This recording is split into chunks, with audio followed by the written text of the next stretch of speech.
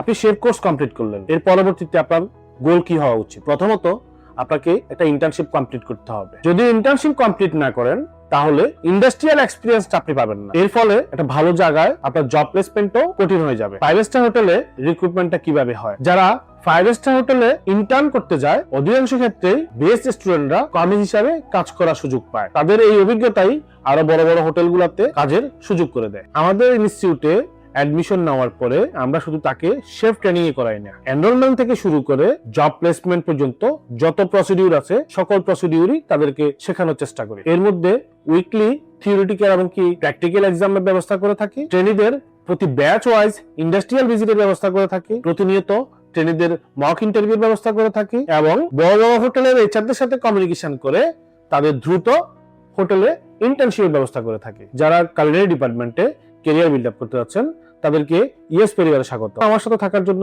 সবাইকে অসংখ্য ধন্যবাদ। আসসালামু আলাইকুম।